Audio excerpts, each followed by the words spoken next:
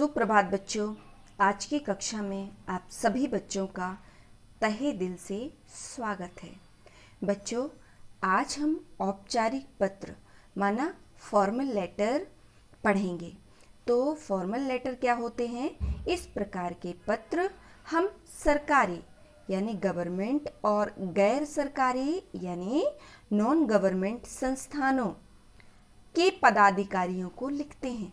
अगर हम इसको सरल शब्दों में कहें तो इस प्रकार के लेटर हम किनको लिखते हैं? स्कूल में लिखते हैं, कॉलेज में लिखते हैं, नगर निगम में किसी भी प्रकार की शिकायत या प्रार्थना लिखने हेतु, या पुलिस चौकी में, या किसी भी कार्यालय में जहाँ पर जनहित के कार्य होते हैं, वहाँ पर हम इस प्रकार के पत्र लिख कर अपनी बात रखते हैं। ठीक है बच्चों। और अनौपचारिक पत्र क्या होते हैं? अनौपचारिक पत्र हम किनको लिखते हैं? जिनसे हमारा पर्सनल रिलेशन होता है। और इनमें क्या होता है? इस प्रकार के लेटर जिनको हम लिखते हैं उनसे हमारा व्यक्तिगत कोई संबंध नहीं होता है।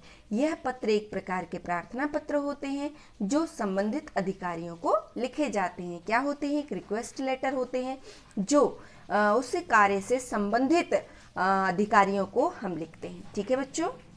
तो चलिए हम एक औपचारिक पत्र का प्रारूप देखते हैं, यानी एक फॉर्मेट देखते हैं। ठीक है। प्रारूप का मतलब क्या होता है? फॉर्मेट। ठीक है। तो हमने अनौपचारिक पत्र में क्या लिखा था कि यहाँ पर हम ऊपर क्या लिखते हैं? स्थान लिखते हैं और दिनांक लिखते हैं। स्थान माना पता और डेट लिखते हैं, लेकिन यहाँ पर हमको नाम भी लिखना रहता है। प्रेषक माना पत्र भेजने वाले का नाम, उसके नीचे हम वैसे ही लिखेंगे जैसे हमने अनौपचारिक पत्र में लिखा था, अपना पता, एड्रेस। ठीक है। अब ये एड्रेस आपको दो प्रकार से, यदि आप नगर पालिका या फिर कहीं पर नगर निगम में लिख रहे हैं तो यहाँ आपको अपना रेसिडेंशियल एड्रेस लिखना है। लेकिन आप यदि इस प्रकार के पत्र स्कूल, कॉलेज या जहाँ पर आप कार्य कर रहे हैं वहाँ लिख रहे हैं तो आपको अपना वर्तमान, आप जो भी स्थिति में, यानी आप वहाँ पढ़ रहे हैं या पढ़ा रहे हैं और या जो भी कार्य कर रहे हैं, आपको वो पता लिखना रहता है। जैसे कि यदि आप मैं आगे आपको बताऊंगी। ठीक है। नेक्स्ट, फिर दिनांक लिखना है। प्रति, प्रति माना प्रापक के पद का नाम, माना हम किसको लिख रहे हैं। ये फ्रॉम यानी मेरी तरफ से, टू किसको, तो जिसको भी हम लिख रहे हैं यहाँ उसका पद का नाम लिखना है, उस व्यक्ति का नाम नहीं लिखना है। फिर उसके नीचे हमें पता लिखना है जहाँ पर वह व्यक्ति कार्यरत है, या हमें उसके कार्यालय का नाम, पता व स्थान लिखना है। ठीक है। स्थान माना ये शहर। ठीक है। अब नेक्स्ट हम आते हैं विषय। अब विषय क्या होता है? Subject, purpose.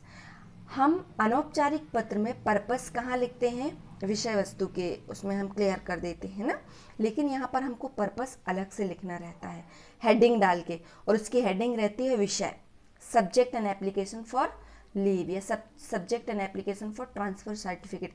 इस प्रकार से हमको एक विषय अंकित करना रहता है, जिसको जो भी हमको दिया गया हमको पर्पस रहता है वो हमको यहाँ पर लिखा रहता है, जो परीक्षा पत्र में हमको पूछा जाता है। नीचे फिर हम संबोधन लिखते हैं। संबोधन माना हम उनको क्या कहेंगे, जैसे हम अनौपचारिक पत्र में बोलते हैं पिताजी, पूज्य पिताजी सादर प्रणाम, डियर ब्रदर, या जिस प्रकार के भी, लेकिन यहाँ पर हम सिर्फ श्रीमान जी या श्रीमती जी या महोदय जी और महोदया जी इस प्रकार कह के ही हम संबोधित करते हैं। ये शिष्टतापूर्ण शब्द हैं जिन्हें हम फॉर्मल लैंग्वेज यूज़ करते हैं। ठीक है। फिर यहाँ पर हम विषय वस्तु यानी डायरेक्ट हम अपनी बात पर आएंगे और हम उनसे क्या अपेक्षा रखते हैं। ठीक है। इस प्रकार से हम ये 4 लाइनों में अपनी बात कहेंगे। और नेक्स्ट, सा धन्यवाद या धन्यवाद, इनमें से कोई भी एक लिखकर आपको अपना पत्र पूर्ण करना है। फिर आत्मनिर्देश, मतलब अगर आप स्कूल या कॉलेज में जहाँ पर आप पढ़ रहे हैं तो आपका और टीचर का और आपका संबंध है तो आप अपने लिए उनसे संबंध लिखेंगे, और यदि संबंध नहीं है, आप किसी सरकारी कार्यालय में लिख रहे हैं या कहीं और, तो वहाँ पर फिर आपको भवदीय लिखना है। आप स्कूल में भी भवदीय लिख सकते हैं, इसमें कोई प्रकार का हर्जा नहीं है। तो चलिए बच्चों, अब हम इसी प्रारूप में एक पत्र लिखते हैं।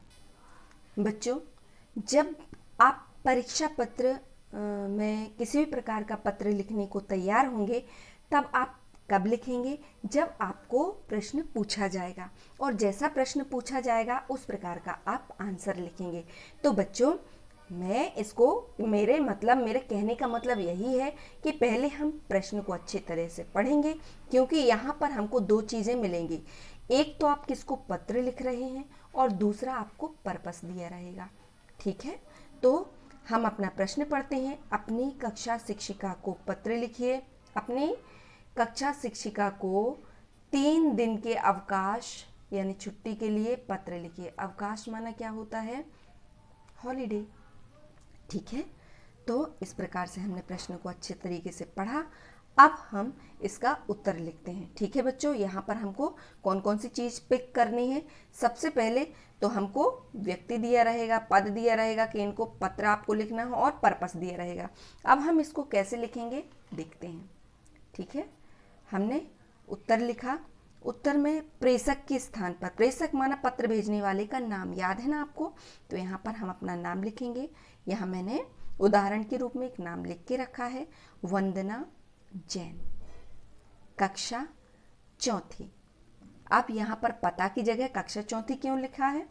क्योंकि आपको किसको पत्र लिखने के लिए बोला गया है? आप अपनी कक्षा शिक्षिका को पत्र लिखिए, याद है ना? तो आपका पता क्या होगा? आपकी कक्षा। ठीक है ना? अगर आपको किसी और को पत्र लिखने को कहा जाता, जैसे कि परीक्षा केंद्र में पत्र लिखिए, परीक्षा केंद्र जो भी है आपका, तब वहां पर आप अपना पता यानी रेसिडेंशियल एड्रेस लिखते। लेकिन यहाँ पर चूंकि आप स्कूल में, मैंने कहा था ना वहाँ पर प्रारूप में समझाया था कि जहाँ पर आप कार्यरत हैं, जहाँ पर आप पढ़ रहे हैं, वहाँ पर आपको उसका एड्रेस देना जिस कक्षा में आप हैं। ठीक है, फिर वह कक्षा कौन से स्कूल में है, वह क्लास, हमको स्कूल का नाम लिखना है ना? श्री पीएचडी जैन विद्यालय यादगीर, और फिर नीचे दिनांक डाल देना है। सेम वैसा ही है, बस थोड़ा सा चेंज है, जिसे आप लोग समझते जाइएगा। ठीक है बच्चों, फिर आता है प्रति। ये प्रति हमें लिखना है। जैसे हमने प्रेषक नहीं लिखा था, डायरेक्ट अपना नाम लिख दिया था, लेकिन यहाँ पर प्रति लिखना है। प्रति या सेवा में जिनको हम लिख रहे हैं, टू लिखना जरूरी है। लिखेंगे सुश्री कक्षा शिक्षिका जी। अब कक्षा शिक्षिका तो लिखा था, अब सुश्री या श्रीमती जी ये संबोधन होता है, जो ऑफिशियल संबोधन होता है। ठीक है, तो फिर नीचे हम इनका भी पता लिखेंगे, कहाँ की कक्षा शिक्षिका है? ये हमारे स्कूल श्री पीएचडी जैन विद्यालय यादगीर। यहाँ दा में नीचे हलंत लगा हुआ है, यानी दा का अर्ध उच्चारण है। ठीक है, विद्यालय यादगीर। ठीक है, अब हम यहाँ पर विषय देखिए, विषय स्पष्ट लिखा हुआ है, 3 दिन के अवकाश हेतु पत्र। ये हमने अपने मन से नहीं लिखा है, ये कहाँ से उठाया है? हमने प्रश्न से ही उठाया है। उसमें दिया गया था ना, अपनी कक्षा शिक्षिका को 3 दिन के अवकाश हेतु पत्र लिखे। अवकाश मीन्स होता है हॉलीडे, तो हमने वो विषय में लिख दिया 3 दिन के अवकाश हेतु पत्र। आगे अब हम संबोधन लिखेंगे, महोदय जी, महोदया जी। महोदय मीन्स होता है पुल्लिंग, और महोदया माना होता है स्त्रीलिंग। समझ गए ना बच्चों? अगर इंग्लिश में हम कहें तो सर मैडम अलग अलग शब्द होते हैं। ठीक है, लेकिन हिंदी में क्या होता है? महोदय महोदया। यहाँ या और आ की मात्रा में फर्क पड़ जाता है। महोदय जो है पुल्लिंग के लिए यूज होता है, और महोदया स्त्रीलिंग के लिए यूज होता है। तो हम किसको लिख रहे हैं? कक्षा शिक्षिका माना स्त्रीलिंग, तो हम संबोधन लिखेंगे महोदया जी। अब यहाँ पर हमें अर्धविराम लगाना है बच्चों। हमको विशेष रूप से स्वच्छ राइटिंग लिखना है, लिखावट एकदम सुंदर स्वच्छ होनी चाहिए, और विराम चिन्हों का उचित इस्तेमाल होना चाहिए। जैसे ही यहाँ पर हम यहाँ अर्धविराम लगाते हैं, फिर हम वहाँ जस्ट बिल्कुल नीचे से लिखना चालू कर देते हैं। यहाँ हम क्या लिखेंगे? विषय वस्तु। डायरेक्ट हम अपनी बात लिखेंगे, लेकिन कैसे? ऑफिशियल लैंग्वेज में, यानी विनम्रता पूर्ण। तो विनम्र माना होता है हम्बल। हम लिखेंगे विनम्र निवेदन है, यहाँ अर्धविराम, कि मुझे पर्पस देना है, आपको कारण देना है। कल रात से अचानक बुखार आ जाने के कारण, बुखार माना फीवर, वायरल फीवर, बुखार आ जाने के कारण मैं शाला आने में असमर्थ हूँ। असमर्थ माना अनेबल हूँ। अब यहाँ पर आपको अपनी बात कह देनी है, कृपया 3 दिनों का अवकाश प्रदान करें। प्रदान माना दीजिए। धन्यवाद के साथ मैंने अपनी बात यहाँ पर कंप्लीट की है। नेक्स्ट आपको क्या लिखना है, आपको प्रापक के साथ अपना संबंध लिखना है। आपकी आज्ञाकारी शिष्य या शिष्या। बच्चों अगर आपको ये बड़ा लगता है ओके तो कोई बात नहीं, आप इसकी जगह पर भवदीय व दिए भवदीय लिखकर नीचे अपना नाम लिख सकते हैं। भवदीय का मतलब भी यही होता है कि जो भी मैंने आपसे रिक्वेस्ट की है उस रिक्वेस्ट के आंसर में मतलब आप रास्ता देख रहा हूँ, है ना, इस प्रकार से ये भवदीय का मतलब होता है।